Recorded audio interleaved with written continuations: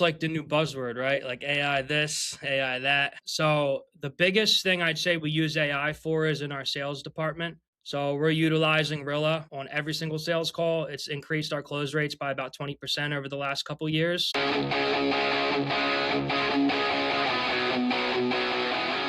This episode is brought to you by Jonathan Keim and the teams at 360 Commercial Roofing and Top Roof Marketing. If you own or manage commercial property or you're a roofing contractor looking to grow, Jonathan has spent more than a decade helping businesses protect their buildings and scale through proven commercial roofing and marketing systems. His companies specialize in commercial roofing solutions, roof asset management, and marketing built specifically for the roofing industry. Whether you need a trusted commercial roofing partner or want to generate more qualified roofing leads, check out 360 Commercial Roofing or Top Roof Marketing. You can go to www.360, like 360, commercialroofing.com, and Top Roof Marketing, www.toproofmarketing.com.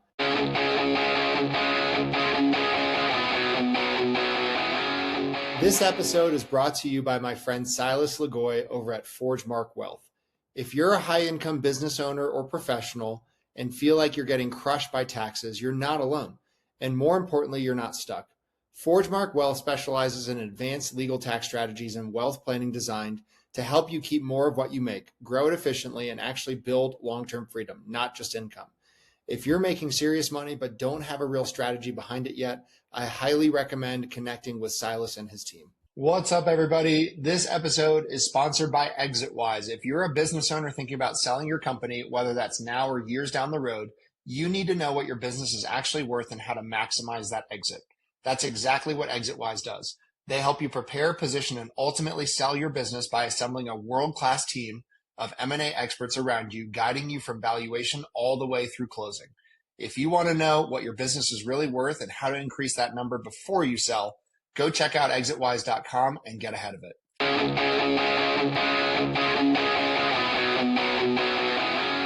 This episode is brought to you by Blue Collar Business Advisors. If you're running an HVAC, plumbing, electrical, or landscaping, or any other type of home service business and wondering where all the money is going despite growing your revenue, you need to talk to Paul Maskill. Paul has scaled and sold multiple blue-collar businesses and now helps business owners improve cash flow, profitability, and financial clarity through outsourced CFO services. His clients gain a better understanding of their numbers, build predictable profits, and create a business that supports the life they actually want. One of the things I appreciate most about Paul is he's not just a finance guy. He's been in the trenches as an owner. He understands the challenges of running blue-collar businesses because he's done it himself. If you're doing a few $1 million a year in revenue and want to stop guessing at your numbers and start building real wealth, head over to bluecollaradvisors.com. That's thebluecollaradvisors.com and schedule a discovery call with Paul and his team. Blue Collar Business Advisors, helping blue-collar business owners build financially healthy companies and achieve permanent profitability. This episode is brought to you by Corberry Digital. If you own an HVAC, plumbing, electrical, roofing, or home service business and you're tired of wondering where your next lead is coming from, you need to check out Corberry Digital. Corberry specializes exclusively in helping home service companies dominate their local markets through SEO, Google Ads, local service ads, websites, content marketing, and lead generation systems that actually produce a measurable ROI. Their team doesn't just focus on clicks and impressions. They help contractors lower customer acquisition costs, increase qualified leads, and build a marketing engine that scales. What I like about Corberry is they understand the blue-collar space. They aren't trying to be everything to everyone. Their entire focus is helping trades businesses win in their backyard and generate more profitable jobs. If you're looking to grow your business, improve your online visibility, and build a marketing system that works, visit Corberry.com and schedule a strategy session with their team. That's Corberry.com. Tell them you heard about them on the podcast.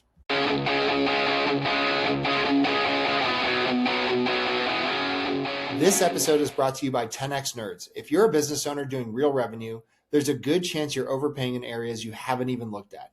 Things like credit card processing, insurance, telecom, and more. 10X Nerds comes in, audits your expenses across 30 plus categories, and finds immediate savings. And here's the kicker. They only get paid if they save you money. It's a complete no-brainer. If you want to keep more of what you make, go check them out at 10xnerds.com. This episode is brought to you by Rakowski Law Firm. If you're a business owner or have built a level of wealth, but you don't have your estate plan dialed in, you're exposed. Rakowski Law Firm helps families and business owners protect their assets, avoid probate, and make sure everything transfers exactly how it should. This isn't just paperwork, it's a real strategy to protect your legacy. If you haven't looked at your plan in a while or don't have one, go to rakowskilawfirm.com. What is up, everybody? Welcome back to another episode of the Big Hitters Podcast. I'm joined by Colby Davis with Davis Painting, who also is one of the owners of Indy Capital. He is a serial guy. He's doing some acquisitions. And I just learned that this is his first podcast because he's been head down, so busy building his brands. And he's finally taken a breath of fresh air and willing to talk to us about some of the cool stuff he's been up to. So thank you, Colby, for coming on the show. Yeah, man. Thanks for having me. Well, tell us your story, dude. Tell us a little bit of the businesses, the acquisitions, a little bit of all the things that you're up to. Yeah, so I'll keep it short and sweet for you. So I come from a family in the home service space. So my dad was a plumber. The business was actually called Colby Plumbing, and it was before plumbing was sexy and PE wanted in, right? So years ago. So it came from that. My mom was a hairdresser, middle-class family, right? So started my company when I was 20 years old, Davis Painting. For the first 6-7 years, just trying to figure it out like everybody else. So a lot of our growth has really happened these last 3 years. We started Suds Power Washing, did an acquisition under that, did a rebrand. And then we started Light Your Night, which is a seasonal holiday light company as well. Last year, the end of last year, I decided to roll out Indy Capital, which essentially is our holding company where we do some mergers and acquisitions underneath that, as well as scale our brands too. So we launched a roofing business October, November last year, Honest Roofing, and we've completed 3 acquisitions so far. I've had about a half dozen meetings already this year. Got some in the works, hopefully. And yeah, we're just continuing to scale really the platform in itself, as well as scale our companies underneath that, and then doing acquisitions inside of all of our platform brands. Man, you're up to a lot. How do you, I always, with the serial guys, I'm always like, what takes up most of your brain space every day? Like, what do you spend your mental capacity on?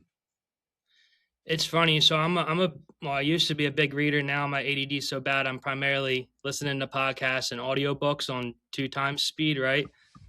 So a majority of my time is really just, sounds crazy, just spent thinking.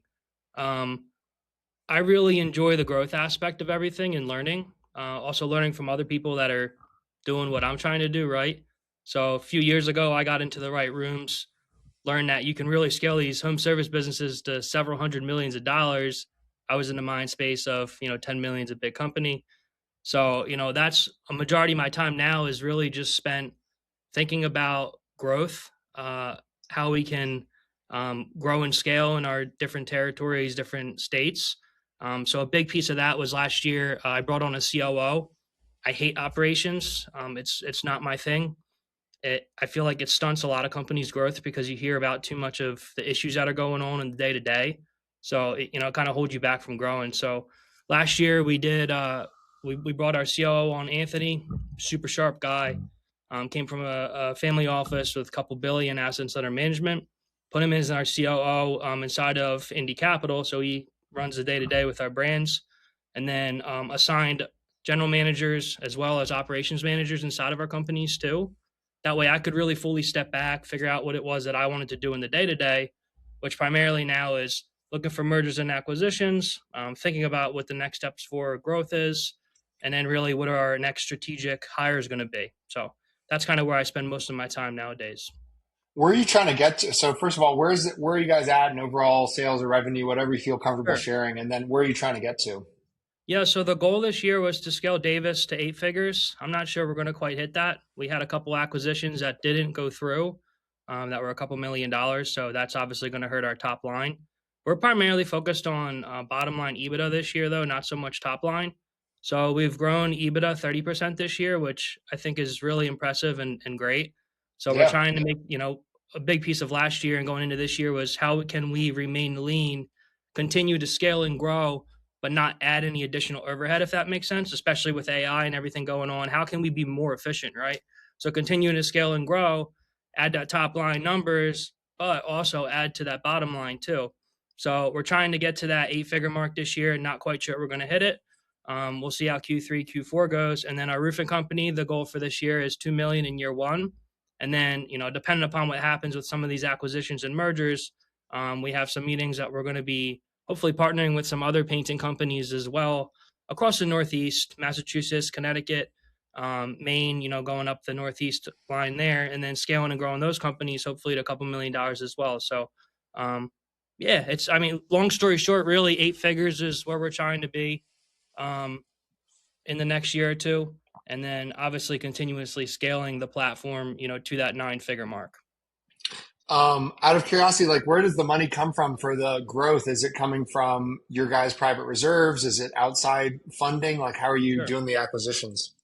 Yeah, so we've gone a little bit slower because it is all from me. So the last few years, I've obviously taken a decent pay cut in order to put the money back into the business. A lot of people say, "Oh yeah, I'm reinvesting everything." Well, that's actually what we did, right? So I decided that I'm not going to be able to be the top paid guy if I want to scale this thing to the next level. So the last few Yeah. years, a lot of those profits really just been flowing back into the business itself. And then starting the capital business, it's all privately funded from me. I have no outside investors. I don't have any PE money or anything like that. So we move a little bit slower and we can't do, as large acquisitions. Um, but I can say that, I don't have to worry about owing anybody or creating board seats or anything like that. So now we're open up to it in the near future here, possibly as we try and get this thing to the next level and get a little bit more aggressive with these mergers and acquisitions. But it's, for me, it's got to be the right partner, right? Yeah. What's going really well with your business right now? What's the biggest challenge you guys are facing? Yeah, the biggest thing I think that's going really well has been our systems and processes over the last 6 months, especially bringing our COO on. I also have a CMO, Brandon. He crushes it. We've just built really, really good operations, really, really good SOPs. Uh, I try to keep everybody in their lane, right? So, like, if you're in sales, you own sales. If you're in operations, you own operations. I don't want people crossing into other aspects of what's not in their specific job description so they can remain hyper focused. So, we've gotten really, really good at staying in our lanes, having incredible operations. And then also, the other thing we've been really good at is kind of projecting where we want to be, backtracking, figuring out what that plan looks like. So, we're always 6 months ahead. So when something happens, it's not like, oh, we weren't ready for this. We've been prepared for this the entire time. And to me, that's big, right? Some struggles I would say has been acquisitions. We're dealing primarily with companies that are under $2 million. So usually owner operators, these guys, women, whoever they are, they're incredibly emotionally attached to their businesses. So dealing with that, we've had some that have been really tough where it's been that, these owners, they think the business is worth more than it really is, right? Having that conversation is tough because it's their baby and they might have been doing it for 30 or 40 years. We got to be the bad guy to tell them, hey, we can help get you to that next level, but your business isn't worth what you think it is. So that's How do you, been how really do you, challenging for us. how do you normally structure those, Colby? Okay, let's say I'm a $1 million painter and you've got me targeted as an acquisition. Do I get a piece of the overall pie? Are you helping me grow and scale? Do I get to keep my own brand? Like, what does it normally look Sure. like? Yeah, so we have 3 different options. So number one's obviously a full buyout. So we have done one of them in the past. I'm usually not a big fan of that because we call them NFL paychecks, right? They give the owner that NFL paycheck. They usually go away. We're basically just getting a customer base. The problem with that is I don't know what their price book is a lot of times. So what we've experienced in the past is our prices aren't aligned and we lose half those clients. So what we've been doing a lot more of now is we merge with, or we acquire a company, we bring them on, we make them a general manager of their location, we give them a nice salary, but we give them a big piece of the upside with bonus as well. So if we hit X amount in year one, year two, year three, they're getting a piece of the profit share, but they're also getting a piece of the total company as a whole. So currently we have 12 equity holders in our organization that hold actual equity inside of just Davis Painting. And then I have 4 equity holders inside Honest Roofing as well. So that everybody here is not just punching a clock, right? So people are coming in, they're working for something bigger. They know that our goal is to sell. I'm very transparent in the beginning. That doesn't mean that I go away. It just means that we're going to bring on a strategic partner to help us get to that next step eventually. So, we have a lot of trust in me, right? That goes and says, hey, this guy can make this thing happen. So every day I wake up, I got to make sure that I'm doing the right things and make it, having the right decisions to scale the business to the next step. So, given, owners and acquisitions, equity is a big, big piece of that for us. Yeah. Yeah. It's fascinating. I've had more and more guests on this show that are doing some sort of a private roll up, like what you're doing. Like people are almost saying like bump PE. I don't need PE.